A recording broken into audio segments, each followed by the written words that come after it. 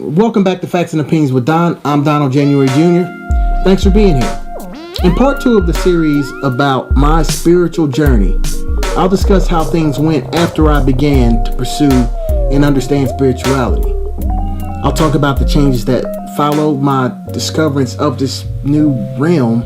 Also share an extremely supernatural experience, a series of experiences rather, that I don't share with many people, but I just feel like it's something I need to do now. I can only hit the high points in this discussion, so if there's anything you want further clarification on, just ask. Let's get to it.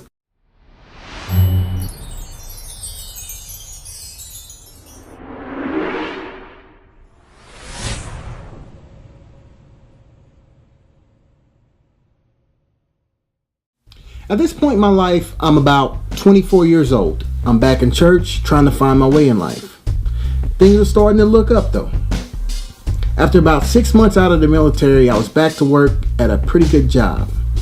And things were going pretty well until I got my first taste of reality in the workplace that many people deal with in America. See, I've always excelled and rapidly moved up at every job I've had.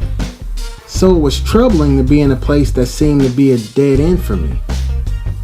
This is the only time that I've dealt with this in my entire life. But I did get a good gut check when there came a point when a supervisor position came open. It didn't go my way. Another guy that was out of the Navy that started with me got it. Whatever, no big deal. Then another job came open, and a Navy guy that started after me got it. Then there was another position that I was totally qualified for, did the job in the Navy, took the test. I know I aced it, that's what I do. But I didn't even get an interview. So that's when I looked around to see that there wasn't anybody that looked like me in management. And after voicing my concern with human resources and talking to my managers, nothing changed. And the people in positions of power started acting strange toward me. I decided it was time to look elsewhere for employment because this clearly was a place that I wasn't going to be able to grow in. I told you those things to lead into the story of my series of supernatural experiences that took place at this same time.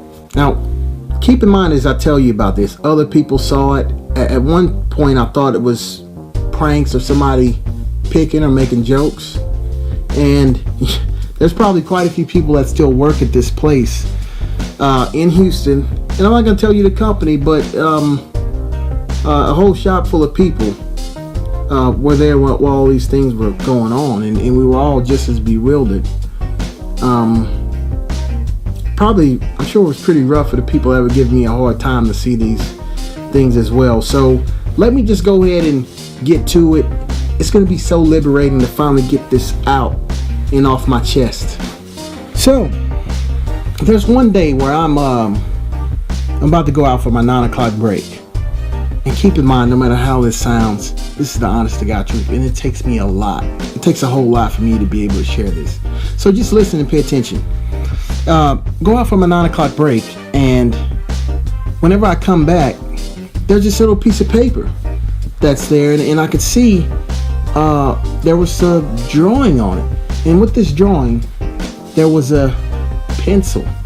And the pencil it was drawn in pencil, and the pencil never leaves the paper.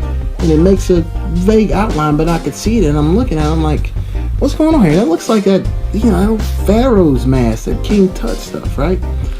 I didn't think anything of it. Maybe it's a coincidence. Somebody was drawing or left something on my, in my area. So we have a 9 o'clock break and then a 1 o'clock break, 8-hour days. And it was either that same day or the following day, which I think it was the following day on my 1 o'clock break. I end up stepping away. I walked back to the warehouse, and then I came back, and it's literally 3 minutes. And there's another little drawing sitting on my desk. It's the same thing, but very, very detailed. Much more detailed than it was. And I just walked away. Pencil never leaves the paper, but it's pretty clear now. This is a Pharaoh's mask thing. So I go to the Google search to see if I can get a picture to compare what's going on here. And I see this image. I can't make this up. So I'm just going to show you this image here. I'm not going to say anything with it, but I'm going to leave this image here for you to see. Maybe you see what I saw whenever I looked at it. Okay, moving on. So at this point, I go from thinking, yeah, somebody's jacking with me, to this is something's going on here. It's something that's out beyond my control, and most likely something that's beyond the control of anybody else that's here. But I didn't understand it yet. Well, I still don't totally understand it, but I put a lot of the pieces together in the past 10 years or so, 9 or 10 years, however long it's been.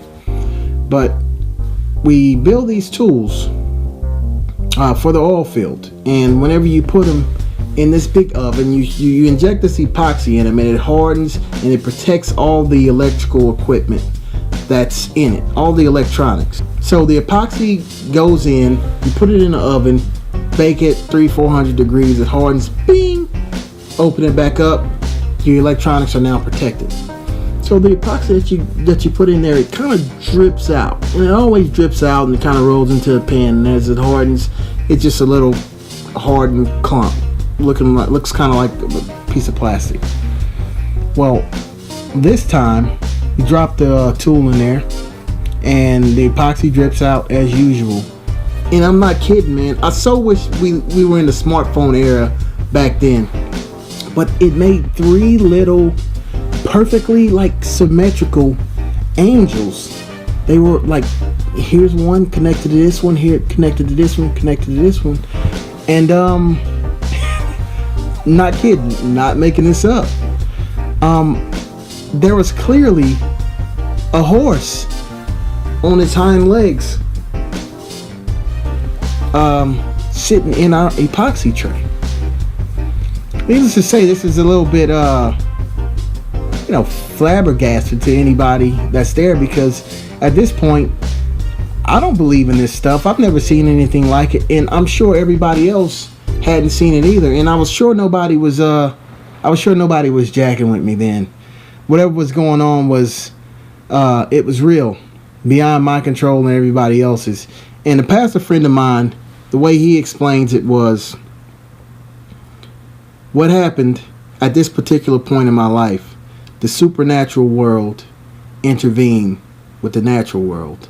And that's not something that happens very often, as he puts it.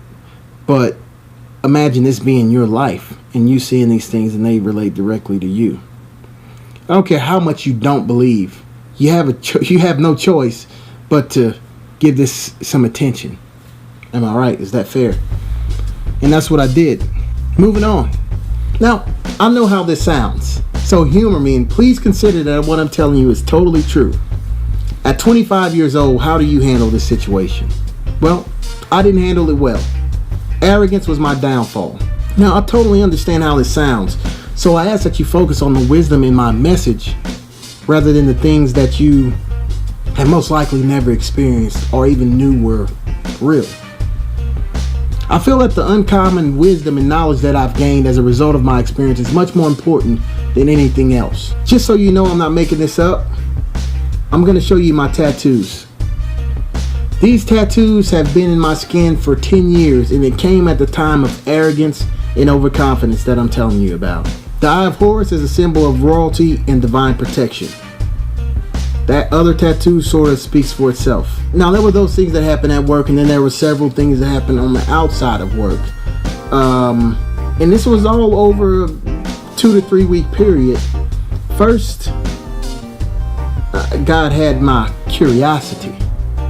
Then, he had my attention. That's from a movie, if you don't know. But he had my attention, and he was talking to me loud and clear. And I became obsessed with figuring out what was going on and what the truth was. So I'm dealing with this excessive arrogance and overconfidence because this is something that's brand new to me, and I'm like, don't play with me. But it wasn't until much later, and after much trial and error, that I learned that humility is the beginning of wisdom. Seeing as how these revelations were not pointing to Jesus, the Bible, or anything that I grew up believing. I set out on a quest for answers with the inclination that I had been told all these things my entire life and maybe they weren't true. But I did keep an open mind. There were a few things that were clear though. No one could give me any of the answers that I was looking for. And being a smart, logical man, I realized that this sounded crazy as hell. This let me know that this was something that I had to sort out on my own. This quest gave me decent knowledge of many religions of the world. But it also brought so much confusion and lack of clarity into my head. And what I now know was a total lack of direction is what it brought as well. And I learned a lot, and I found a lot of similarities between various religions. I found that the dynasty that King Tut belonged to was the first to preach or teach monotheism, which is the belief that there's only one God. And this was about 1300 BC. This is before Jesus came and brought the clarity that came with him. I've come to learn that nearly every religion holds the belief that we are spirit beings while our bodies are merely vessels. Some religions and some belief systems believe in an eternal paradise. Some believe in reincarnation. Some even believe in reincarnation until the soul achieves the right to make it into paradise or a heaven. I also found that some share some of the same stories. Now I realize that some people say that these stories are plagiarized or stolen or borrowed, but I've never dismissed the idea that this story may be actually repeating itself in different forms and in different times. It's a possibility. I also still haven't seen any religious text that says you should hate or despise someone because they don't believe what you believe. Every religion has these types of souls that use religion as an outlet for their hatred and prejudices. And I don't ever unnecessarily spend a moment around those types of people. I believe that they're bad for me, and I don't trust them or their spirits. So at this point in my life, I'm about 26 years old, and I had enough proof for myself to see that there was indeed a higher power, but I didn't know what I was supposed to do with this information. Well, I'm going to end part 2 of this series here. In part 3, I'll talk about how my arrogance and overconfidence led me to an extreme, financially hard situation. It also led me to a walk through the valley of the shadow of death. To put it bluntly, this is what I call my thug life period. By the end of the next video, you'll see that I don't at all look like what I've been through. You also get several instances of God's intervention to keep me on the right path and out of trouble. When I mean intervention, I mean, how did that happen? Looking back, thanks for that happening. I had to know God was real to keep my sanity and make it through the things that I'll be telling you in the next video. And luckily, I had the luxury of knowing. And I apparently got through it. I'm here now. As I've said before, I can only touch on the high points in this series. So if you want to know anything more, just ask. It's all the truth, and I'll be able to tell the story 100,000 times if I need to. Well, this is Facts and Opinions with Don. I'm Donald January Jr. Thanks for being here. Until next time, peace.